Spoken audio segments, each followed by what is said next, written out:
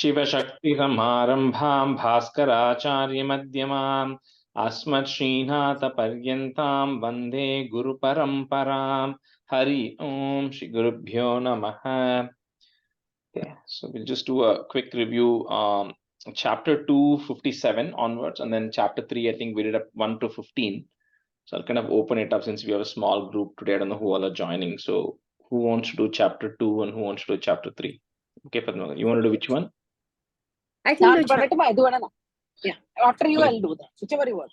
Padma, you do chapter 2, 57 to end, and then Shobha, you do the third chapter 1 to 15. Okay. Okay. 57, am I right? Yeah, Asuran Bhuvi from there.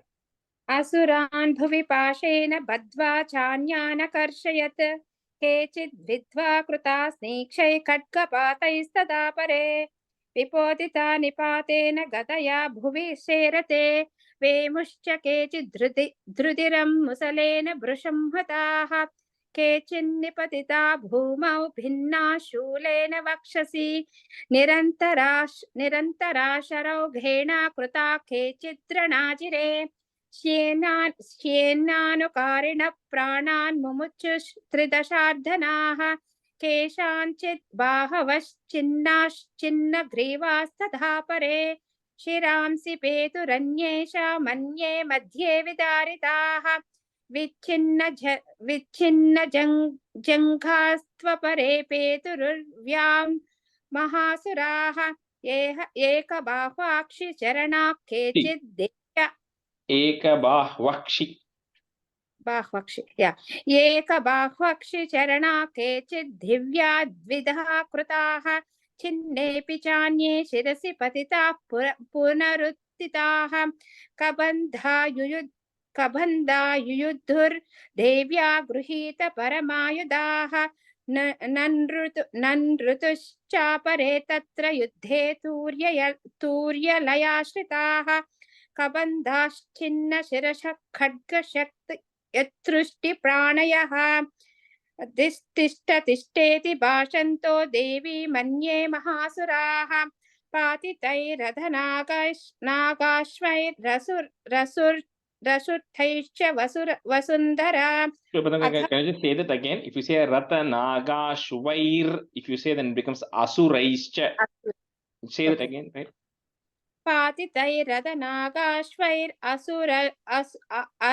असुरैश्च Vasundhara. Correct? Okay. अगम्या सा भवत्तत्र यत्रा भूत्स महारणः श्रोणितौघा महानन्त्यः सद्यस्तत्र प्रसुश्रुवुः मध्ये चाचुर सैन्यस्य वरणासुरवाजिनां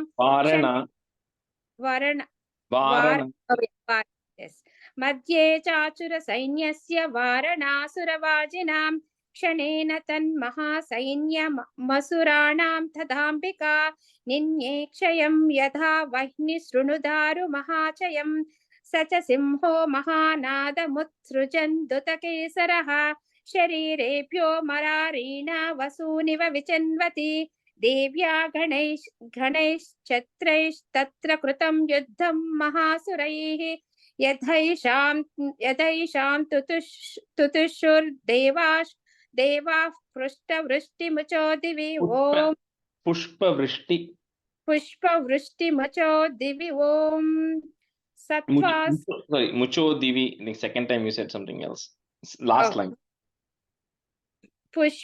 पुष्पवृष्टिमुचो दिवि वो सत्या सन्तु यजमानस्य कामाः ॐ नमो देव्यै महादेव्यै शिवायै सततं नमः नमः प्रकृत्यै भद्रायै नियता प्रणतां स्मतां सांगायै सामुधायै सपरिवारै स्वरात्मिकायै लक्ष्मी बीजाधिष्ठात्यै श्री महालक्ष्म्यै नमः. The third line, Padmagaru, Sanghayai, Sayudhayai, Sa Parivarayai, Sarvatmikayai. Oh, Sa, after that there is a pause and Parivarayai. Sanghayai, Sayudhayai, Sa Parivarayai. Okay. You want to try that line again? Sure. शाङ्गायै सायुधायै सपरिवारायै सर्वात्मिकायै। Yeah. तृतीयोऽध्यायः। ॐ ऋषिरुवाच निहन्यमानं तत्सैन्यम् अवलोक्य महासुरः सेनानिश्चिक्षुरः कोपात् योत्तुं मदाम्बिकां स देवीं सरवर्षेण ववर्ष समरे सुरः। यदा मेरुगृहे गिरिश्रं तोयवशेण तोयतः तस्य चित्वा तदो देवी लील एव शरोत्करान् जगानतुरकान् बाणैर्यन्तारं चैव वाजिनान् चिच्चेद च तनुसज्जितं विसमुच्छ्रुतं व्याद चैव गात्रेषु छिन्न तन्वानं मासुगतिः सचिन्न तन्वा विरदो हतस्वो हतसारथिः धावदतां देवीं खड्गचर्मधरोऽसुरः सिंहमाहत्य खड्गेन तीक्ष्णधारेण मूर्धनि अजकान भुजे सव्ये देवीमप्यधिवेगवानु। The second line, first word, ajagan, long. आजगान भुजे सव्ये देवीमप्यधिवेगवानु. Okay. Vegavan in. वेगवान्. Yeah. तस्या गड्को भुजं प्राप्य पपाल नृपनन्दन तदो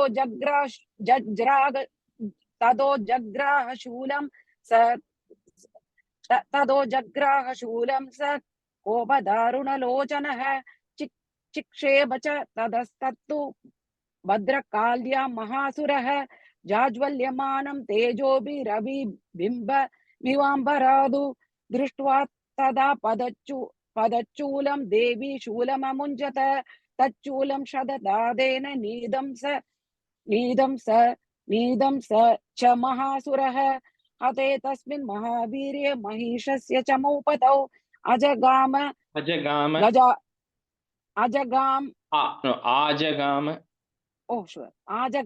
गजारूढश्चामरस्त्रिदशार्दनः सोऽभिशक्ति मुमोचाद देव्यासाम् अम्बिकात्रुदम् अहङ्काराभिहदां भूमौ पादयामास। Sorry, second line. Humkarabi. Sure. हुंकाराभिहतां भूमौ पादयामास निष्प्रभां भग्नां शक्तिं निपतितां दृष्ट्वा क्रोधसमन्वितः चिक्षेप चामरशूलं बाणैः सदभि साचिनद् तदसिंह समुत्पद्य गजकुम्भान्तरे स्थितः बाहुयुद्धेन युयुते धेनोश्चैस्कृतशारिणा. Did we do the 15th one or no? Not yet. One more. One more. Yeah. युध्यमानो तदस्तौ तस्मान् नागान् महीं गतौ युयुधादेति सम्प्रप्तौ बृहरैति दारुणैः युयुधादेति सम्प्रप्तौ प्रहारैति दारुणैः. Yeah, very good. So just two things I noticed, Shobha, and when some places where it's ending with the it, right? Like for example, 9th stanza, and then where are those stanza where it's ending with it? Not two. Okay, got it. You are ending it like a little bit. You're saying two. No, right? I'll change it. The second one is two places khadgena, like 6th and 7th. Yes. Khad, and the kha you're saying ga. Oh, sure. So I will put the Khadgena. Yes, correct. Thank you, Raj. Okay. All right. Yeah.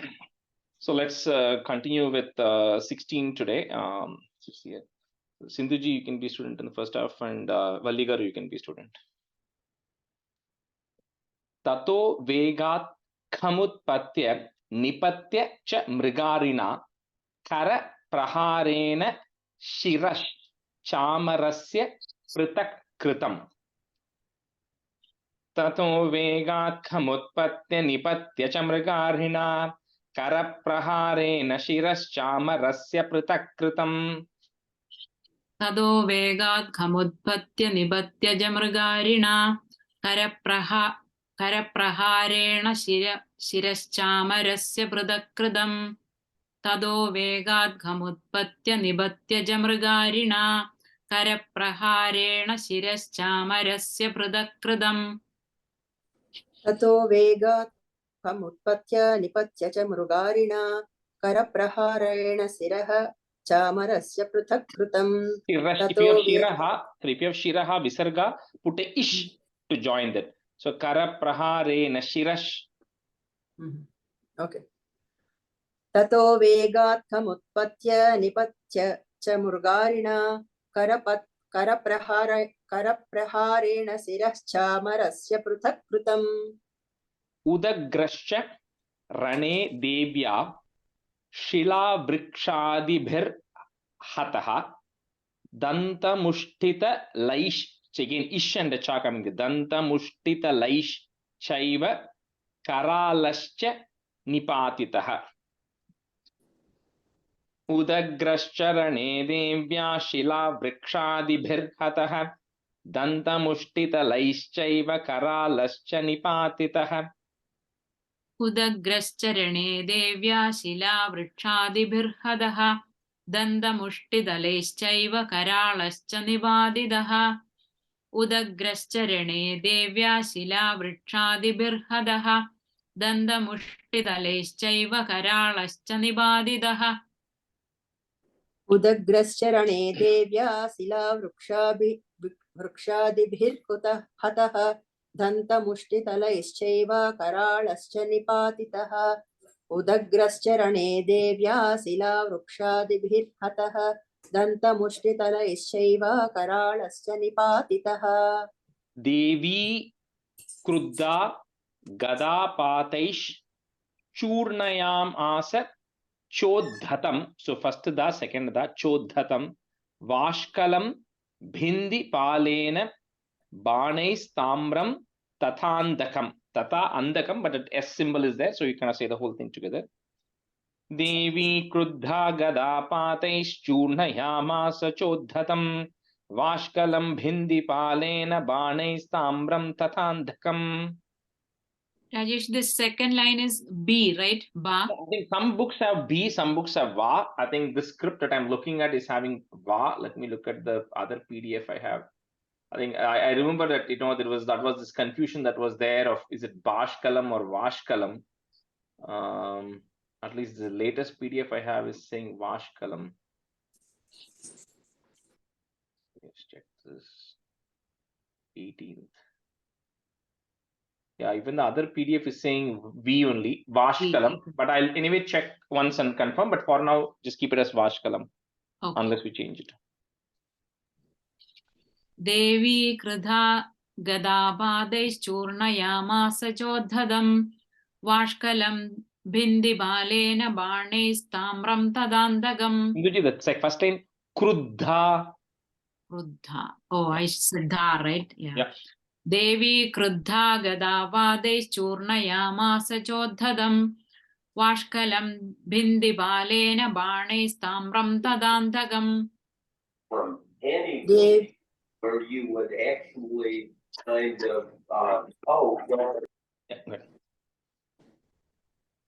देवी क्रुद्धा गदापातैश्चूर्णयामास चोद्धतं बाष्कलं बिन्धिपालेन बाणैस्ताम्रं तथान्धकम् देवी क्रुद्धा गदापातैश्चूर्णयामास चोद्धतं बाष्कलं बिन्धिपालेन बाणैस्ताम्रं तथान्धकम् Ugrasyam Ugraviryam, if you want to break it, Ugrasyam Ugraviryam cha tathaiva cha mahahanum Trinetra cha Trishulena Jagana Parameshwari longi. Ugrasyam Ugraviryam cha tathaiva cha mahahanum Trinetra cha Trishulena Jagana Parameshwari. Ugrasyam Ugraviryam cha tadaiva ja mahahanum Trinetra ja Trishulena Jaghana Parameshwari. Ugrasyam Ugraviryam cha tadaiva ja mahahanum Trinetra ja Trishulena Jaghana Parameshwari. उग्रास्यं उग्रवीर्यं च तथैव च महाहनं त्रिनेत्रा च त्रिशूलेन जघान परमेश्वरी उग्रास्यम् उग्रवीर्यं च तथैव च महाहनुं त्रिनेत्रा च त्रिशूलेन जघान परमेश्वरी बिडालस्यासिना कायात् पातयाम आस वैशिरः दुर्धरम दुर्मुखम चोभौ शरैर निन्ये yamakshayam. So all these names which are coming here, like we saw the Udagra, Karala, Vashkala, the Vashkala or Bhashkala, right? That's why, because these are all names of the commanders, right? Here, Tate, which are the Andaka, multiple names came here. So here the Bidala is also Durdara is a person, Durmukha, all of those are, it also has different meanings. Like Durmukham means, like Durdara is somebody who's evil, Durmukham is somebody who's bad, foul mouth, right? Durmukham. So, but it's also the name of the certain commanders. So all of these are commanders' names. So that's why that Vashkalam or Bhashkalam, it's the name of a person, right? So like we say Vrindavan, Brindavan, sometimes in the colloquial thing that Va becomes a Ba, right? So that's why I don't know what the right original name is, but it doesn't matter. It was the name of a commander, but I'll find out what everybody is saying, right? And we can stick to that. Okay, so I think we have finished 20, right? Evam samkshiya manetu swasainyē mahishasura. We didn't chant Bidalasya Sina. Oh, sorry. Did I chant that or no? No. Okay, sorry. Bidalasya sinakayat patayamasa vaishirah durdharam durmukham chobhau sharer ninye yamakshayam. Bidalasya Sinakaya Padayamasa Vaishirah Durdharam Durmukham Jobhau Sharer Ninyayamakshayam. Bidalasya Sinakaya Padayamasa Vaishirah Durdharam Durmukham Jobhau Sharer Ninyayamakshayam. बिडालस्य सिनाकायात् पातयामास वैशिरः दुर्धरं दुर्मुखं चोभौ शरैर्निन्येयमक्षयम् बिडालस्य सिनाकायात् पातयामास वैशिरः दुर्धरं दुर्मुखं चोभौ शरैर्निन्येयमक्षयम्. Okay, so that's till where we had said the meaning last time, where we kind of said that in this time Mahishasura's commanders kind of came, and we saw one of them who came in an elephant, and we saw how the lion actually pounced on that elephant, and then the lion then fought with one of that commander, and then we saw all this name Vashkalam and on the Durdaram, Durmukham, all of those commanders she fought, right? So once all of those commanders then got killed, so then the complete army had got eradicated, right, of Mahishasura. So now only Mahishasura is left. So this Mahishasura, what he does is he first takes the form of a buffalo. And it's not like an ordinary buffalo, to the extent that when the description goes on later on, it talks about how when with his front legs of the buffalo, he can actually get rid of a lot of people. With these horns, he can actually get rid of a lot of people. And then, with his mouth, he's able to get rid of things, and he's able to dig the ground with his horns and his hoof, and then that's making a lot of impact, to the extent that, even by sound and by his movements, like when somebody is rushing through fast, it creates like a wishing sound and noise. Even that is able to get rid of all the soldiers. So it's kind of a massive buffalo, right, who's actually very powerful. And that buffalo now starts running towards the army and starts getting rid of the army of the Devi. And then that buffalo then first comes to attack the lion on which the Devi is sitting. And then later on, it talks about how, to the extent that when the buffalo is spinning, right, with this force at which it's spinning, it is actually causing, kind of all the things to, it's as like a, like earthquake is happening, things are vibrating. That's the impact he's having when it is actually spinning, and then he's pounding his foot on the ground. So it kind of talks about how powerful that buffalo is, right? So when all of this happens and the buffalo then comes to Mahishasura, then in the form of a buffalo, comes towards the lion to attack. Now then Devi gets angry because his Mahishasura is coming with a lot of power and anger. So first what she does is, because it's a buffalo, and we know like this Jallikattu and all these things in Tamil Nadu, right, where you catch it or you throw a rope and then you get hold of it, right? So this Devi has this rope which was actually given by Varuna, when we kind of saw which gods gave what instruments, right? So she took the rope and then she threw it around the buffalo. And when she threw it around the buffalo, and the buffalo then got caught, because that's how you catch all these animals. And this Mahishasura has this capability where he can change forms. So when she took him into the form of buffalo is an animal or a cow, you can catch it with a rope.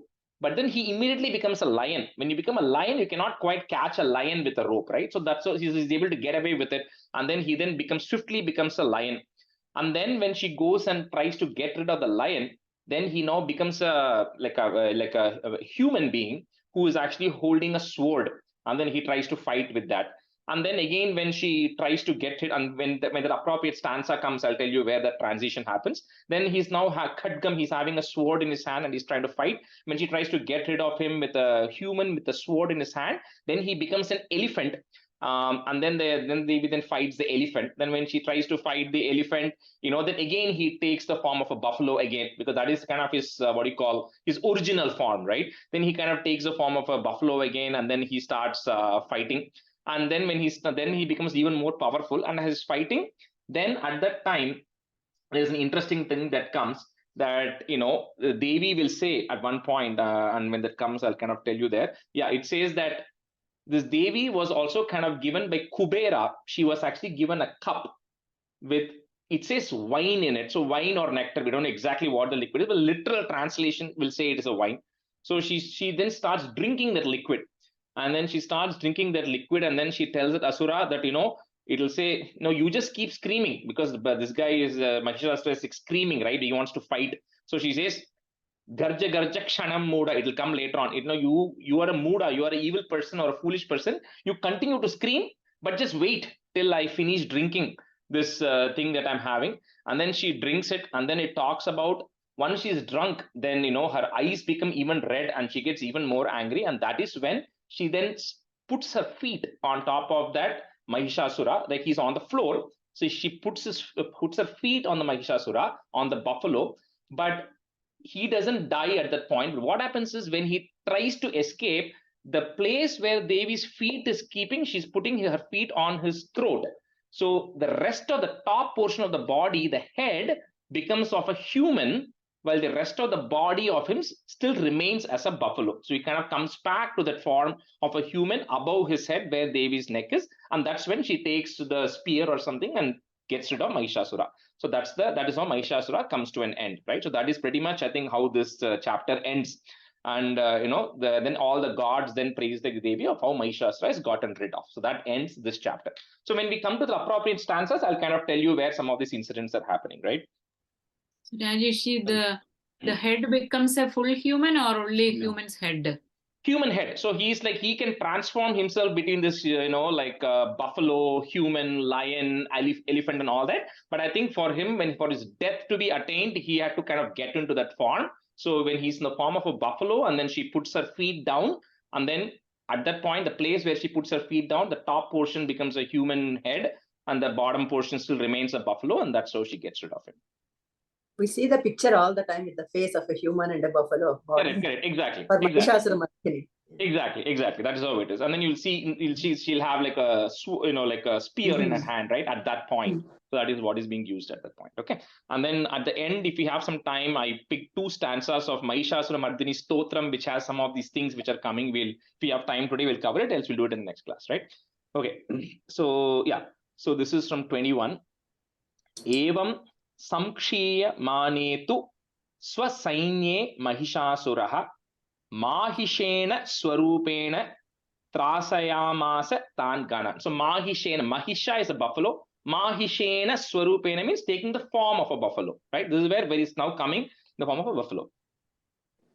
Evam Samkshiya Manetu Swasainye Mahishasuraha Mahishena Swarupena Trasayamasa Tan Ganan.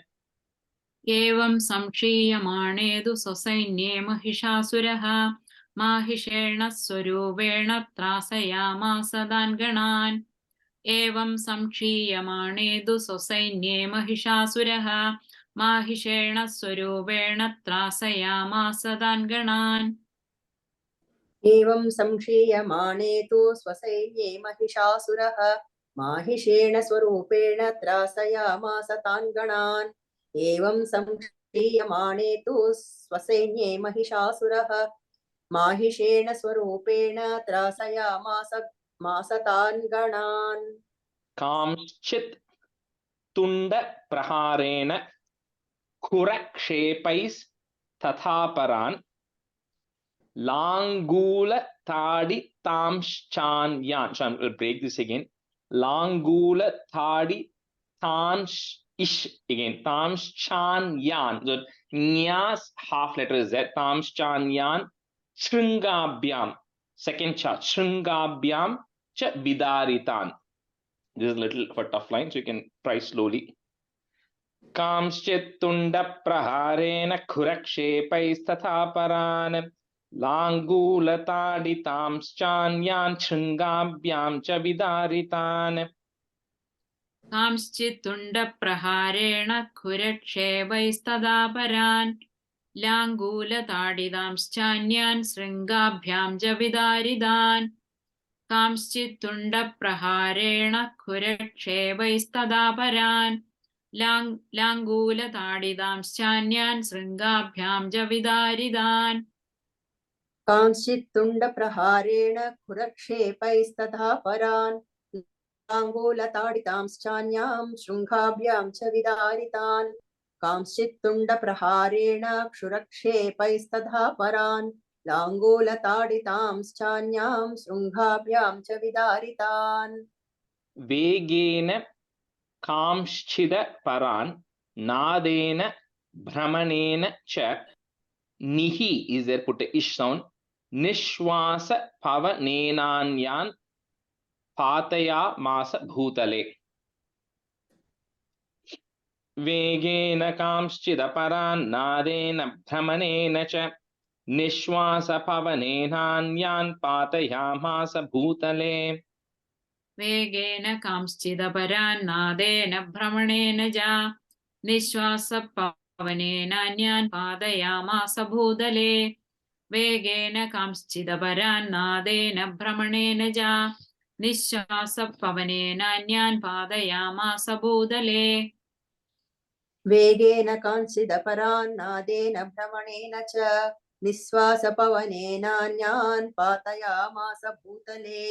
वेगेन कांश्चिदपरान् नादेन भ्रमणेन च निःश्वासपवनेनान्यान् पातयामास भूतले. निपात्य प्रमथानीकम् abhya, if you want to break that in the middle at the ma, pramathanikam abhyadhavata sosuraha simham hantum mahadevyaha, put a ih sound, mahadevyah kopam chakre tatombika. So simham hantum, now is when there's a buffalo, he does all this running around and making the sound and try, all this thing, and then he finally comes to attack the lion. निपात्य प्रमथानीकम् अभ्यधावत सोऽसुरः सिंहं हन्तुं महादेव्याः कोपं चक्रे तथोऽम्बिका. निपात्य प्रमथानीकमभ्यधावत सोऽसुरः सिंहं हन्तुं महादेव्याः कोपं चक्रे तथोऽम्बिका.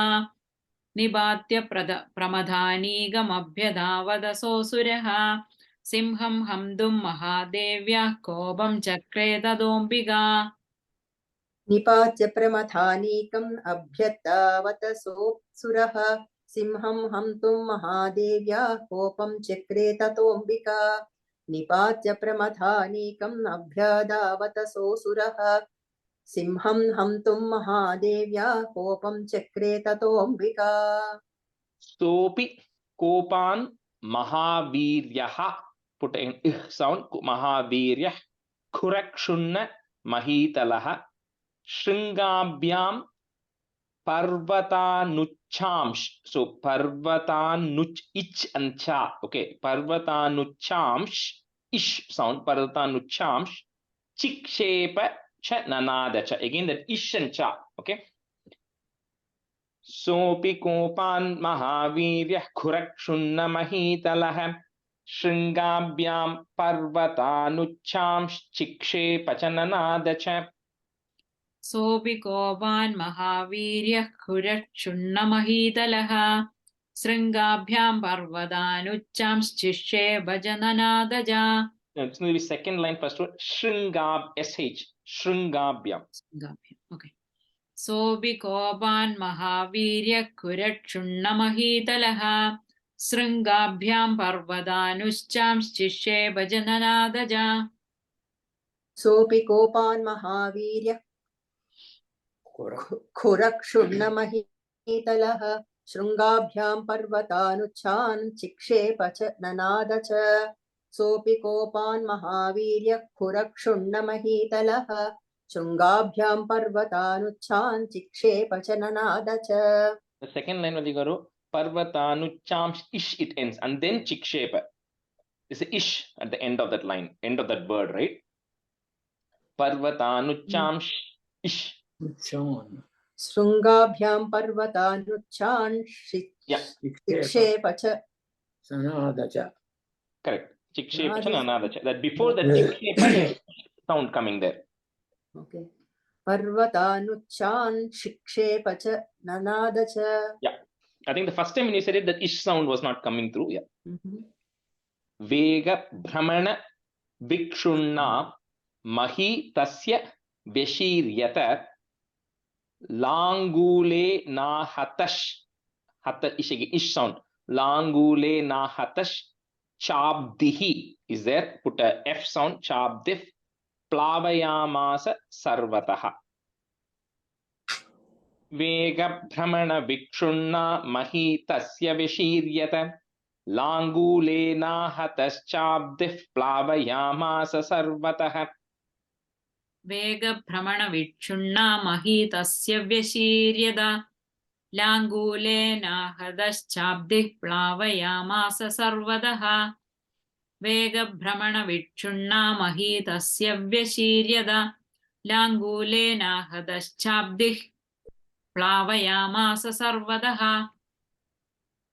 Vega Brahmana Vikshunna Mahitasya Vyasiryata Langulena Hataschabdihi Plavayamasa Sarvataha. Vega Brahmana Vikshunna Hataschabdihi Plavayamasa Sarvataha. Chabdihi, you can put a F there. Chabdif. Langulena Hataschabdih Plavayamasa Sarvataha. Bhuta Shringa Vibhinnascha, double na, Vibhinnascha Khandam Khandam Yayurghanaha Shwasani Lastaha is there. So put a Ishwastani Lastash Shatasho Nipethur Nabaso Chalaha. Nabaso Chalaha, one word because of the S coming there. Dhuta Shringa Vibhinnascha Khandam Khandam Yayurghanaha Shwasa Nilasta Shatasho Nipetur Nabhaso Chalaha. Thrudasrangi Bhinnascha Khandam Khandam Yayurkhanaha Shwasa Nilasta Shadasho Nibedur Nabaso Jalaha. Thrudasrangi Bhinna. Sorry, Sindhuji. Dhuta Shringa. Thruda? No, not dhr. Dhu. Dhuta Shringa. Oh, okay. My book has through. Okay. Thudasrangi Bhinnascha Khandam Khandam Yayurkhanaha Shwasa Nilayastha Shadasho Nibedur Nabaso Jalaha. That first words, first line, first word. Dhuta Shringa Vibhinnascha. Do you have a V there? It's a ga and va together written here. So Shringa, Shringa, ing and then a ga, Shringa. Then Okay. Vibhinnascha. Okay, so it should be We break it. yeah, separately told. Okay. Dhudashringa Vibhinnascha Khandam Khandam Yayurkhanaha Shwasa Nilasta Shadasho Nibedur Nabaso Jalaha.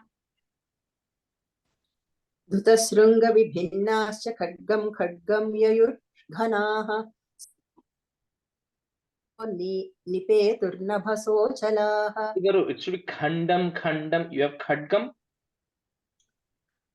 Khandam. Yeah. You said Khadgam, I heard so. Okay. Dhutasrunga Vibhinnascha Khandam Khandam Yayurghanaha Swasa Nilasta Satato Sataso nipeturnabaso chalaha. Iti krodha samadmatham. That you can kind of break it. It will also come halfway. Krodha samadmatham apatantam mahasuram. Drishtva sa chandika kopam tadvadhaya tadakarot. Iti krodha samadmatam apatantam mahasuram. Drishtva sa chandika kopam tadvadhaya tadakarot. Idi krodha samadmadam mahasuram. Drishtva sa chandika kopam tadvadhaya tadakarot. Idi krodha samadmadam mahasuram. Drishtva sa chandika kopam tadvadhaya tadakarot. Iti krodha samadmata mapadantam mahasuram. Drishtva sa chandika kopam tadvadhaya tadakarot. Iti krodha samadmata mapadantam That will mahasuram. be easier to break it. I think when you're saying it that way, it is you're kind of stopping after mata and then saying mapatantam separately, right? So better to break it at that im. Krodha samatmatam apatantam. Okay. Iti krodha samadmata mapatantam mahasuram. Drishtva sa chandika kopam tadvadhaya tadakarot. Right, we'll just switch. Anand, you can be a student today. And Revati, next student irukka mudiyuma?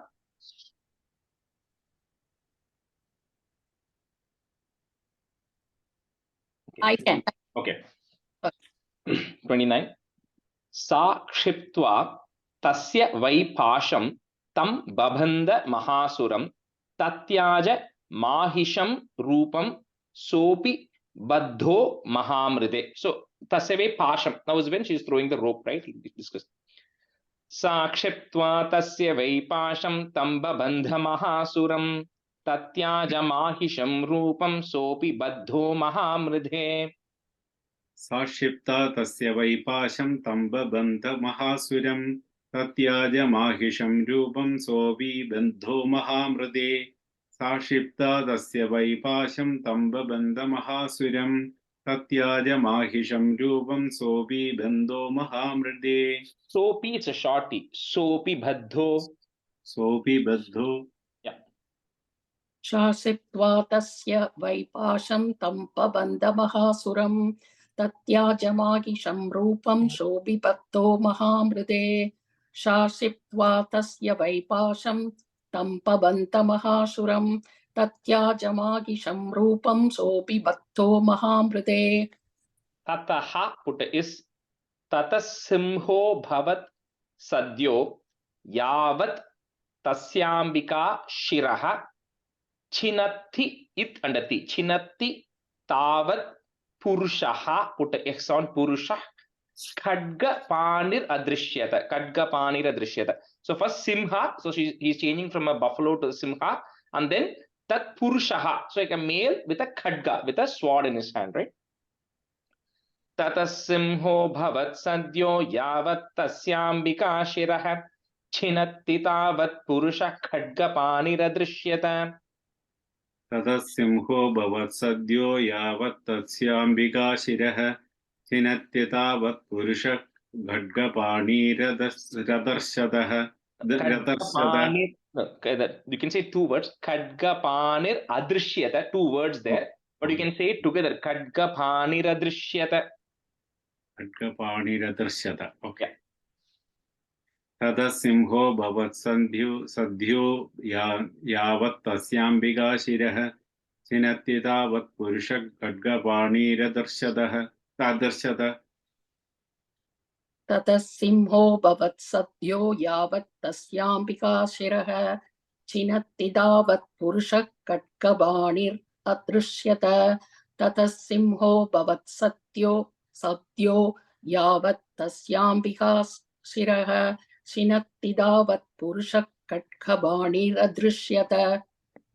Tata evashu purusham devi longi chicheda sayakaihi tham khadga charmana sardham tataha put is tatas Sobhun Mahagajaha. So now it becomes it Mahagajaha, big elephant now, right?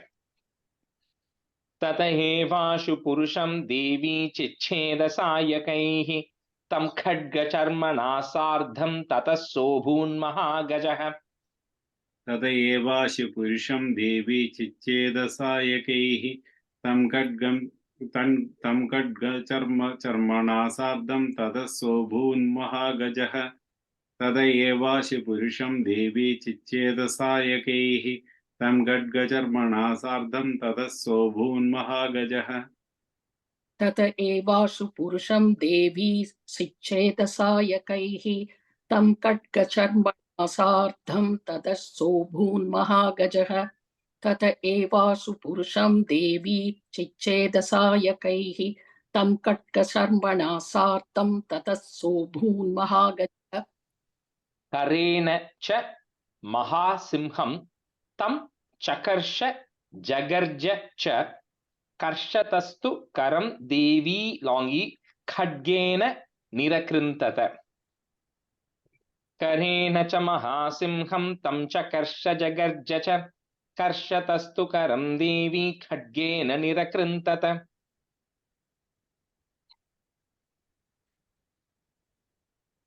करेण च महासिंहं तं च कर्षजगर्ज च कर्षतस्तु करं देवी खड्गेन निरकृन्दत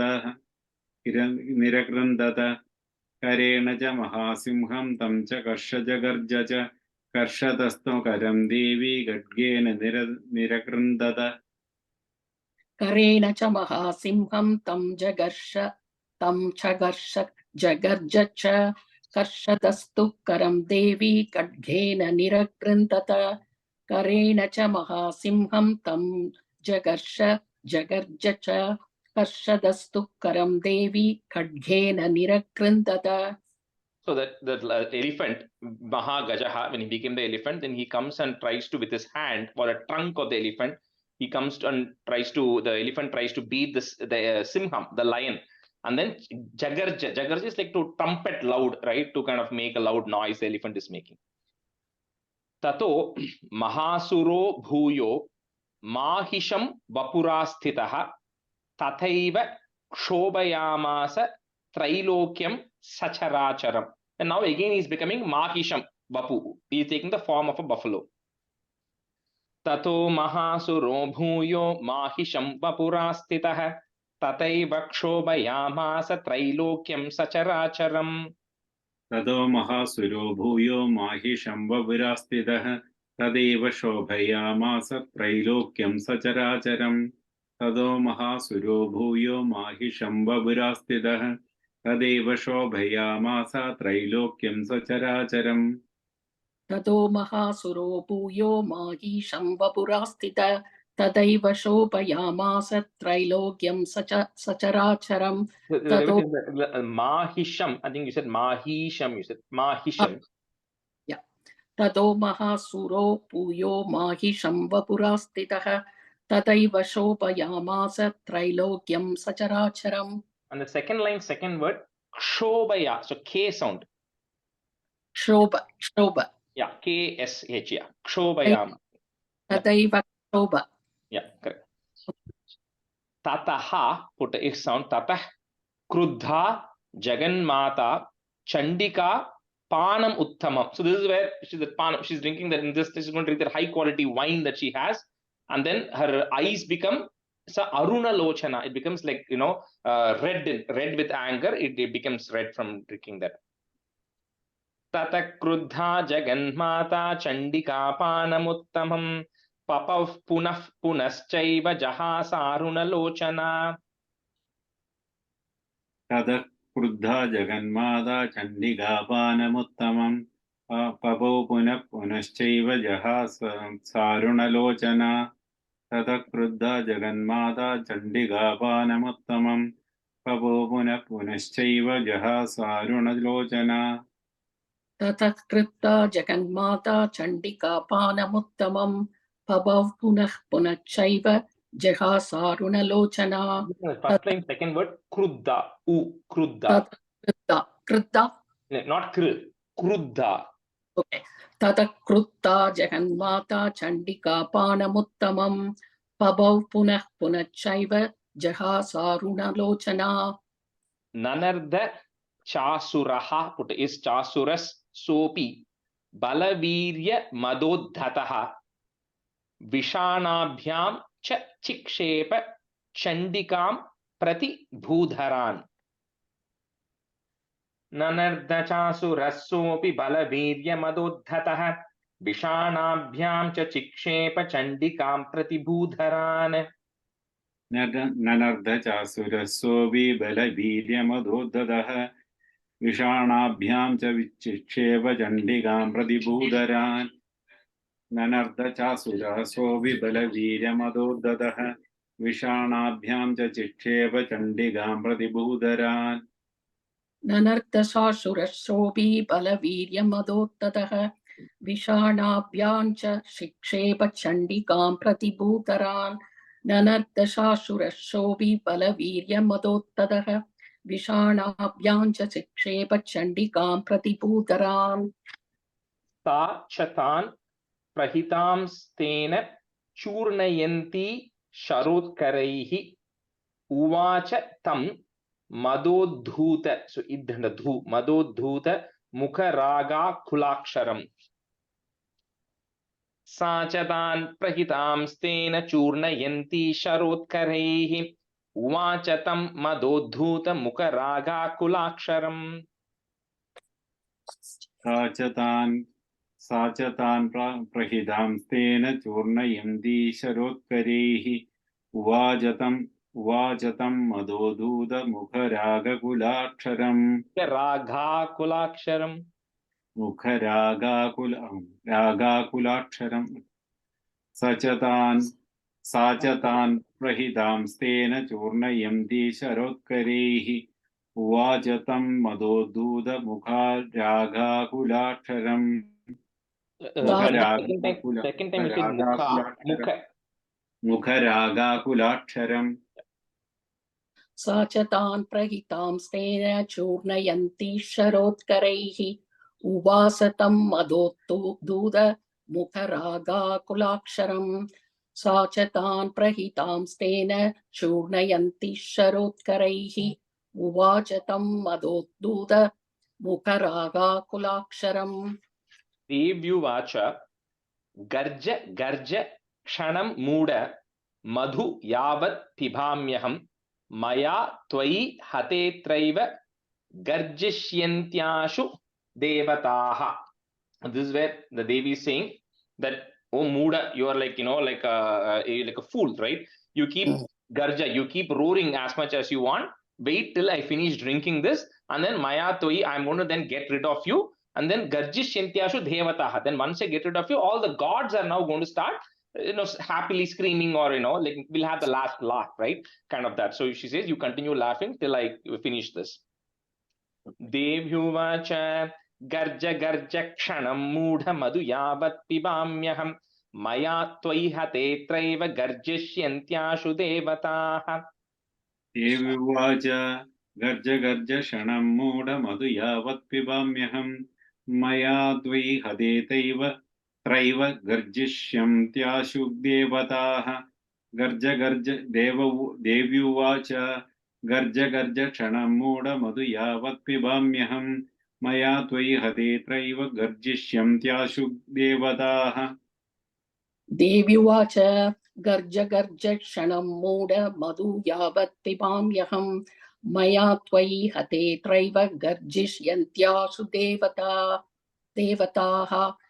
Devyuvacha Garja Garja Kshanam Muda Madhu Yavat Pibamyaham Maya Tvai Hate Traiva Garjishyantyashu Devataha. Rishiruvacha Eva Muktva Samutpatya Sarudha Tam Mahasuram Padena Kramya Kantecha Shule Nainam Athadayat. But you can say it together, Shule Nainam Athadayat.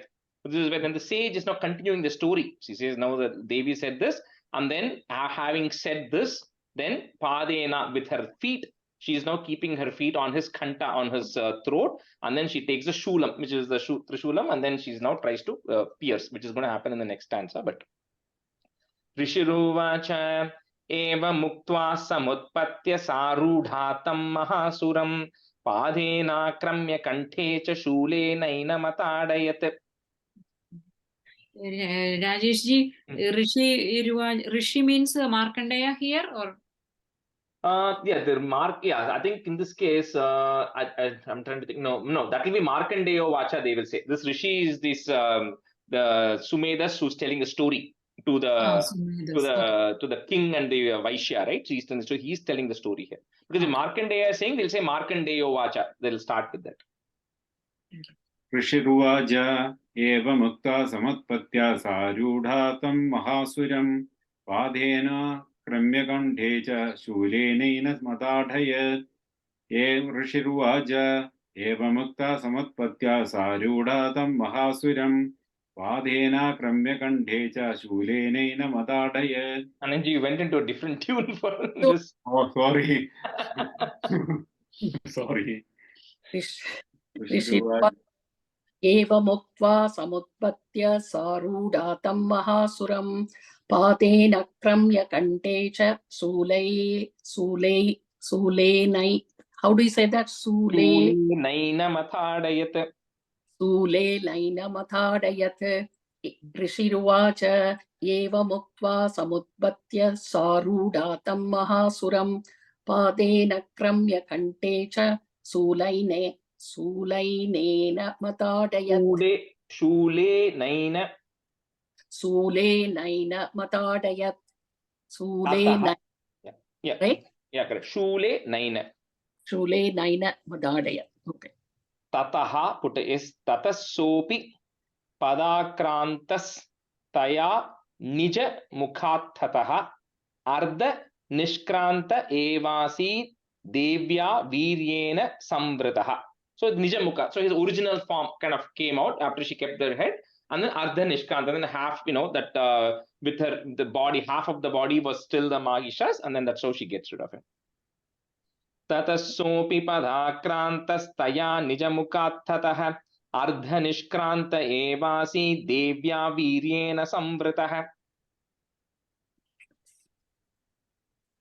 ततस्सोऽपि पदाक्रान्तस्तया निजमुखात्ततः अर्धनिष्क्रान्त एवासी देव्या वीर्येण संवृतः. The tune is correct. Yeah, it's kind of, better than last time. I think you were saying correct till like the 38, and then suddenly I don't know what happened in 40. Sorry, Rajesh. Tadassovi padankrantas nijamukhatadah ardhanishkranta evasi devya viryena samvrataha. ततशोभि पदाक्रान्तस्तया निजमुखात्ततः अर्धनिष्क्रान्त एवासी देव्या वीर्येण संवृतः. ततशोभि पदाक्रान्त. So in the sopi is a short e on the two. ततशोभि पदाक्रान्तस्तया निजमुखात्ततः अर्धनिष्क्रान्त एवासी देव्या वीर्येण संवृतः. अर्ध निष्क्रांत एवासौ युध्यमानो महासुरः तया महासिना देव्या शिरश्छित्वा निपातितः. अर्ध निष्क्रांत एवासौ युध्यमानो महासुरः तया महासिना देव्या शिरश्छित्वा निपातितः. अर्धनिष्क्रान्त एवासो युध्यमानो महासुरः तया महासीना देव्या शिरश्चित्वा निपातितः. तया महासिना देव्या.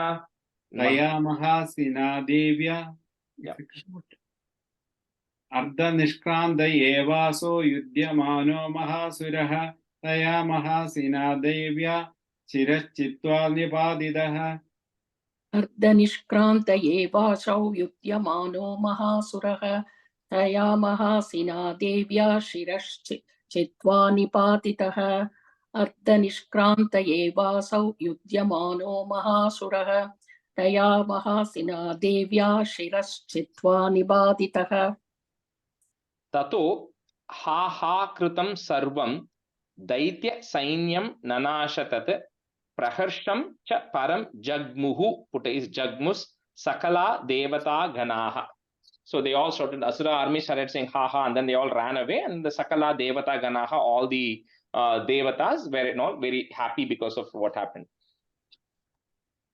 Tato ha ha kritam sarvam daitya sainyam nanashatat praharsham cha param jagmus sakala devata ganaha. तदो हा कृतं सर्वं दैत्यसैन्यं न नाशतत् प्रहर्षं च परं जगमुः सकला देवता गणाः. Jagmus, that ig is only a half. Jagmus. Jagmus. Yeah. Jagmus. तदो हा कृतं सर्वं दैत्यसैन्यं न नाशतत् प्रहर्षं च परं जग्मुः सकला देवता गणाः. Rajesh, the first line, last word, nanasha yat or shat? Tat, tat, ta it, tat. Nanasha tat. Okay. Tadoha kritam sarvam daitya sainyam nanashadat prakarshancha param jagmus sakala devata ganaha.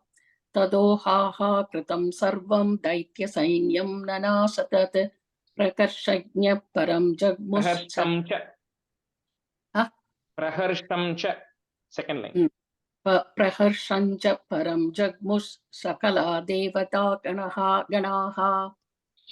Tushtu vustam sura devim longi saha divyair maharshibihi jagur gandharva patayo na nrutush chapsaro ganaha cha apsara and ganaha. So essentially all the gandharvas, apsaras and maharshis, which is all start praising the Devi. Now what the praise they are going to do is the fourth chapter that's going to come, right? Tushtuvustam suradevim sahadivyair maharshibihim jagur gandharva patayo nanrutushchapsaro ganaha. Om. तुष्टुवुस्तां सुरादेवीं सह दिव्यैर्महर्षिभिः जगुर्गन्धर्वपतयो ननृतुश्चाप्सरो गणः. Nanrutushchapsaro ganaha.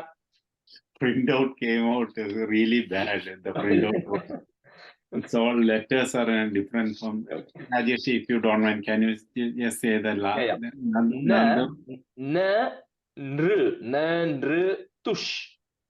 Nanrutush chapsaro cha apsara chapsaro ganaha.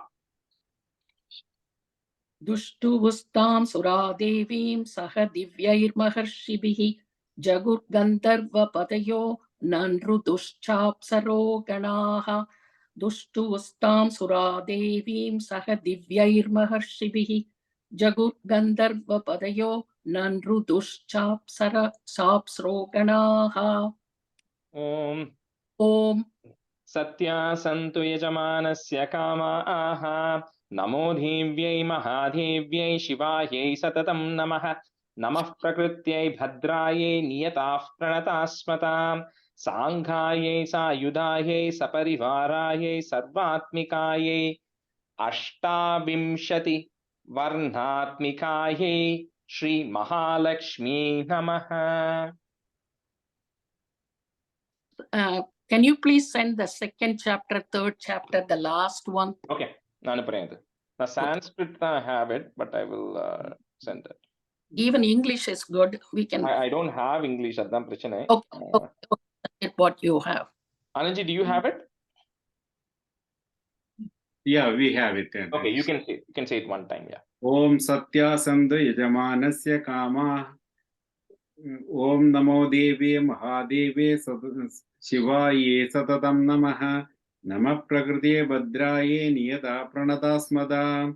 Sangaye Sayudaye Saparivaraye Sarvatmikaye Lakshmi Bija Dishtitatre. Third is Ashtavimshati.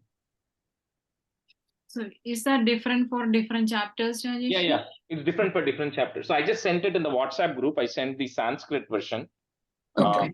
So you can just make a note of The it. last line, can you, what is Yeah, that? Ashtavimshati, shortly, Ashtavimshati Varnatmikayai Shri Mahalakshmi Namaha.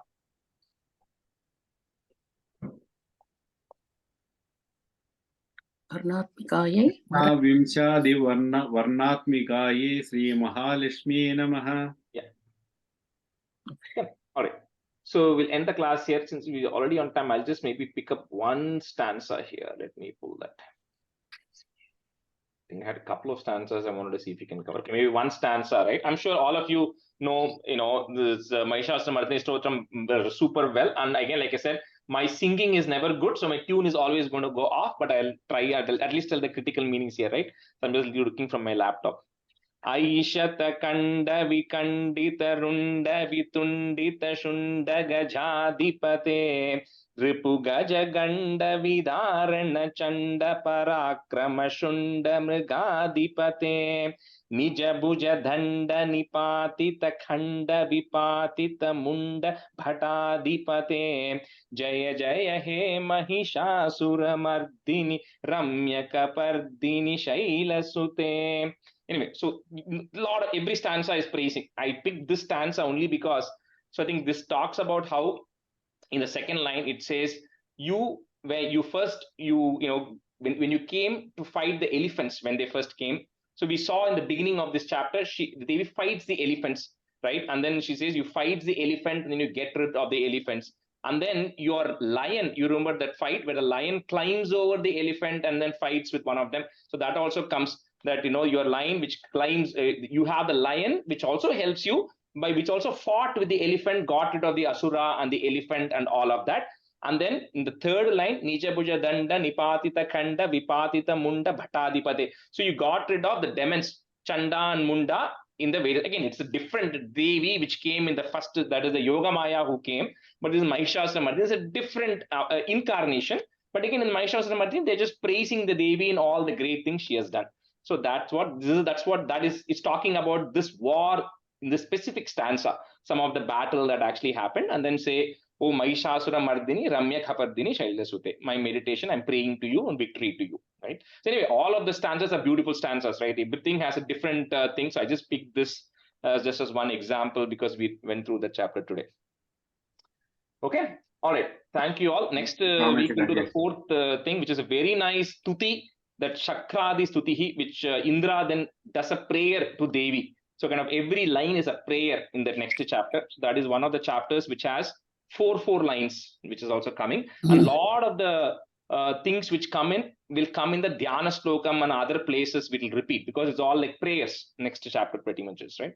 The tune will be different for the next one. Yeah, next chapter and the 4 liners come, it will be a different tune. Okay. Is it going to be on Tuesday, right? It will be on Tuesday only. Now in the week I was traveling and I think I got late after dinner. So Okay. Okay. Thank Bye you. everyone. Yes, Thank Rajesh. Thank you very much. Thank Bye. you.